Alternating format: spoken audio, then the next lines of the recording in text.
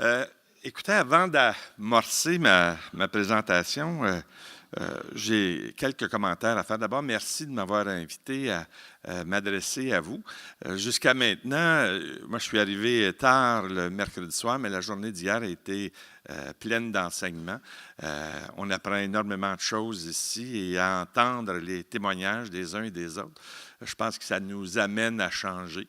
Et elle nous amène comme individus à changer et à réaliser que, dans le fond, effectivement, tout seul, on ne peut pas faire grand-chose, mais avec quand tout le monde s'y met, on peut aller beaucoup plus loin. J'ai commencé à changer ce matin parce que suite à la présentation de M. de Coninck hier, quand je me suis présenté au petit déjeuner ce matin puis que j'ai vu l'abondance du buffet, j'ai eu une petite réaction. Alors, je me suis dit que c'est vrai qu'on vit dans l'abondance, c'est vrai qu'on s'est habitué avec le temps à avoir tout à notre portée et que finalement, on peut facilement arriver à se convaincre que de gaspiller, ce n'est pas grave, mais c'est tout à fait le contraire. Il y a un dénominateur commun dans l'ensemble des présentations qui s'impose, c'est celui du fait de travailler ensemble. Et lorsqu'on a présenté hier l'équipe qui s'occupe de l'agenda 21 ici, on a pu réaliser qu'il y a des gens qui proviennent de toutes les parties de la population, de toutes les organisations qui voient à gérer le fonctionnement d'une municipalité, le fonctionnement d'une région aussi. Ce qui me fait dire que le développement durable, c'est un acte de transversalité ou de en fait, c'est ça, transversabilité. Tout est transversal dans une démarche de développement durable. Donc, c'est tout le monde qu'il faut qu'il s'y mette, c'est toutes les organisations qu'il faut qu'ils s'y mettent pour arriver à réaliser des choses véritablement concrètes. Il y a un autre élément qui a été un dénominateur commun, et c'est Laure qui a amené dans toutes les parties de discours qu'elle nous a fait au cours de la journée d'hier. Elle nous a parlé de la beauté. Et la beauté, c'est évidemment important parce que de la beauté découle le bonheur. Et à quelque part, si on vit dans un milieu qui est beau, on a l'impression d'y vivre le bonheur, on a envie de s'y impliquer, de s'y engager pour préserver ces grandes valeurs-là. Et hier, il y a des gens qui sont venus témoigner ici, qui venaient d'ailleurs, qui ont adopté Baie-Saint-Paul parce que c'était beau, parce qu'ils retrouvaient la beauté, parce qu'ils retrouvaient la tranquillité. Et ce sont des gens qui nous ont dit être impliqués dans la démarche de développement durable ici. Et donc, voilà les premiers ingrédients d'une recette, essentielle. Tous ces ingrédients-là sont nécessaires à l'atteinte des objectifs qu'on se donne en commun. Il y a une chanson qui dit « Ne tuons pas la beauté du monde ». C'est Diane Dufresne qui la chante. Et moi, j'ai entendu cette musique-là aux commentaires qui ont été formulés par tout le monde ici. Alors ça, c'est déjà merveilleux et ça inspire. Si on cherchait des éléments ou des valeurs d'inspiration, alors on les a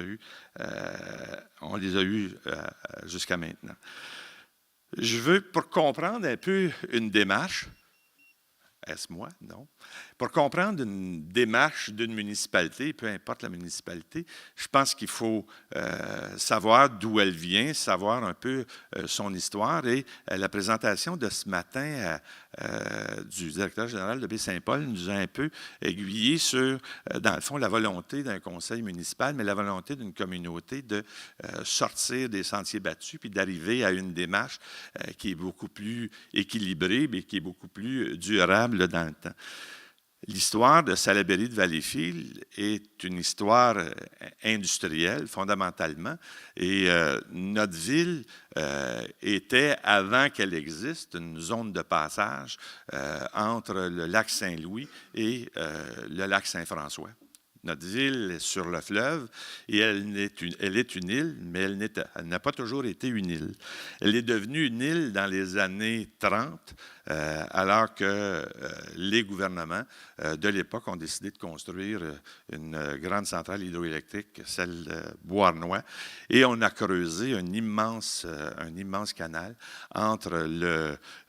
qui a une vingtaine de kilomètres de long et un kilomètre de large. Donc, on est entré dans les terres et on a creusé ce grand canal-là, qui est devenu aussi une partie de la voie maritime du Saint-Laurent.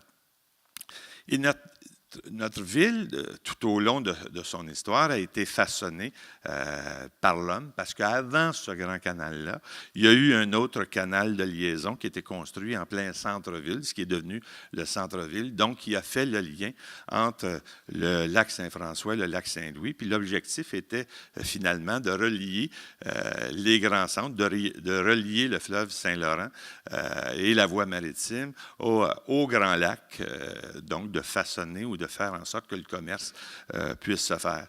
Évidemment, parce qu'il y avait une grande dénivellation d'eau entre le lac Saint-Louis et le lac Saint-François. Donc, qui dit dénivellation dit potentiel hydroélectrique. Donc, des barrages se sont construits, pas seulement celui de Beauharnois, mais celui des Cèdres aussi. Et finalement, tout le réseau d'eau de l'ensemble de ce territoire-là a été façonné, transformé, trituré. Et les industries sont venues s'installer parce qu'il y avait ce potentiel hydroélectrique-là. Ce faisant, évidemment, des emplois se sont créés, mais qui dit des usines qui s'installent, dit aussi des rejets, dit aussi une certaine forme de pollution. À l'époque, ce n'était pas une pollution si importante que ça, dans le sens où on travaillait le coton, mais le coton, à partir des années 60, est disparu pour être transformé remplacé, dis-je, par des usines chimiques, ce qui a fait en sorte d'amener un plus grand impact sur l'ensemble de l'environnement. Chez nous, on est une ville, évidemment, de travailleurs, mais c'est devenu aussi, avec le temps, une ville de services, dans le sens où on y retrouve les centres hospitaliers, les services gouvernementaux, et elle offre une desserte régionale qui est excessivement importante. Et aujourd'hui, aussi avec l'arrivée de l'autoroute 30, la construction de l'autoroute 30, ce qui était à l'époque un carrefour maritime est devenu aujourd'hui à la fois un carrefour routier, un carrefour maritime aussi parce que la ville a construit un port qu'elle gère elle-même. Et évidemment, donc on se retrouve dans un carrefour de transport qui permet aux marchandises qui sont produites chez nous de circuler et aux marchandises qui sont produites ailleurs de s'amener chez nous. Ceci étant, la ville s'est transformée au cours des années et évidemment, une ville ouvrière, bien souvent, a la qualité d'être une ville qui est un petit peu plus polluée, un peu plus dérangée que les autres. Et pendant des années, on a réalisé que les citoyens n'étaient pas nécessairement fiers de leur ville. C'est une ville qui est d'une beauté extraordinaire quand on vient de l'extérieur et on la regarde, mais les gens de chez nous avaient perdu le sens de cette beauté-là ou avaient perdu le visuel de cette beauté-là et finalement, ils n'en étaient pas nécessairement fiers. Donc, en fait, le premier travail d'un conseil, à un moment donné, qui veut arriver à émerger et faire émerger, en fait, ce sentiment d'appartenance, mais ce sentiment de la beauté-là. Le premier travail d'un conseil a été justement de commencer à réaliser des petits projets qui allaient permettre un certain embellissement. Et rapidement, à partir du moment où on a montré que des choses pouvaient être belles, que le regard des gens pouvait être changé, les choses ont commencé à changer. Et là, a émergé, c'est ce qui m'amène un petit peu à la présentation. Je ne passerai pas au travers toute cette présentation-là parce que la gardienne du temps va me regarder avec des grands yeux, mais le document ou l'information sera certainement disponible pour tout le monde. Alors, il y a quelques années, on a été audacieux et on a décidé de réunir les gens dans une grande salle pour leur parler de l'avenir, puis pour leur parler de quelle façon on pourrait améliorer et rendre plus belle cette ville-là et en faire un joyau, d'une certaine façon, pour chacun d'eux. Il y a eu, à une soirée d'invitation, comme dans une grande salle ici, 450 personnes qui se sont présentées. On leur a présenté un petit vidéo sur ce qu'on avait envie de faire et on leur a demandé de rêver avec nous. On a lancé des projets qui étaient assez audacieux, qui pouvaient sembler être coûteux d'une certaine façon, mais les gens, à notre grande surprise, se sont mis à rêver, se sont levés, ont commencé à dire « Nous, on verrait ça, on verrait se rajouter à ça. Et votre idée que vous aviez de développer telle ou telle partie, bien, vous devriez améliorer ça de telle ou telle autre façon. » On voyait dans la salle les gens qu'on appelle les contristes, parce qu'il y en a partout des contristes, des gens qui sont contre à peu près tout, et qui marchaient et qui attendaient qu'un citoyen se lève pour dire qu'on était un peu fou. Et personne ne s'est levé pour dire qu'on était un peu fou. En fait, tout le monde s'est dit, donc il faut réaliser ses rêves et on va commencer à le faire maintenant. C'est ce qui a amené cette démarche-là, à un moment donné, donc, a émergé de la population des gens qui gravitent autour des organisations environnementales, des organisations qui gèrent des services sur le territoire et d'une volonté de conseil qui souhaitait justement arriver à remplacer des choses, à faire émerger une dynamique. Est arrivé un lien, un groupe de personnes qui s'est formé à l'instigation du conseil et qui a commencé à réfléchir sur ce que devait devenir notre ville et comment on pouvait la faire sortir de cette image d'industrie, de contraintes environnementales et tout ça, et comment on peut faire émerger une autre dynamique de Salaberry de Valleyfield.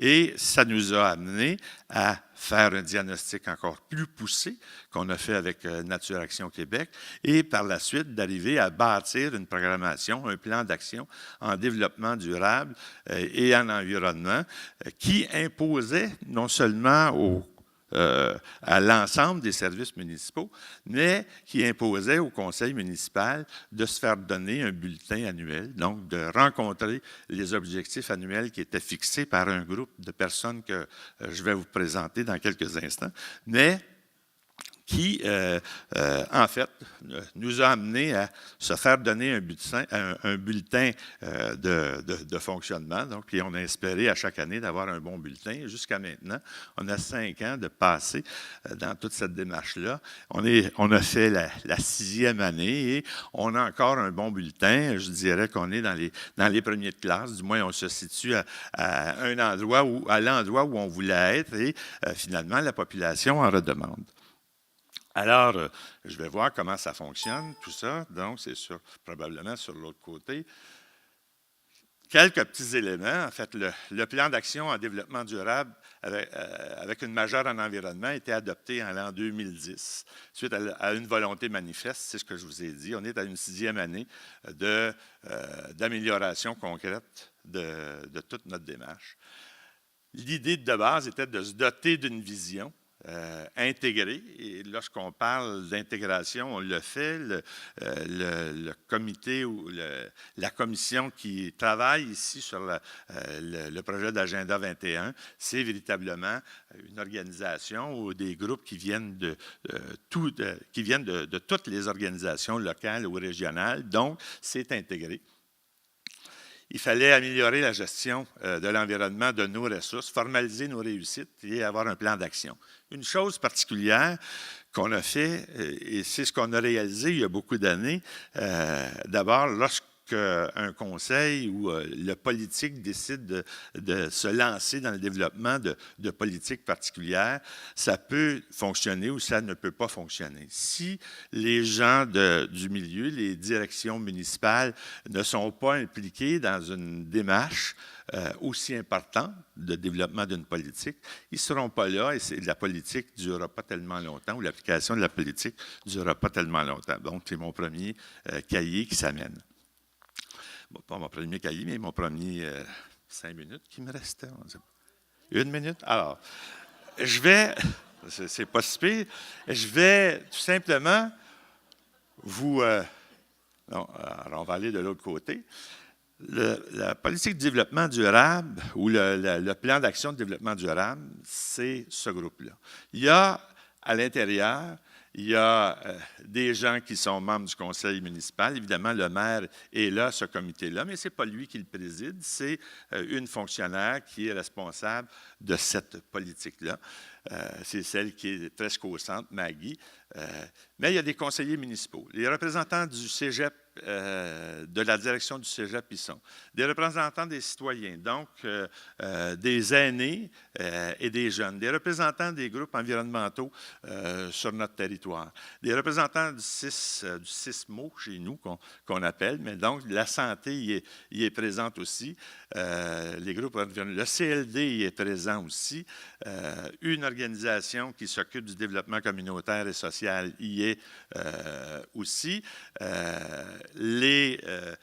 Des groupes environnementaux, je l'ai mentionné, et des citoyens qui ont une connaissance plus ou moins grande de l'évolution de la municipalité, mais des jeunes, des moins jeunes et à tous ces niveaux-là. En fait, ce que je veux vous dire, c'est que et tout ce qui a été dit jusqu'à maintenant sur le développement, là c'est le gros zéro, tout ce qui a été dit sur le développement durable, en fait, c'est un travail d'équipe qui doit être fait.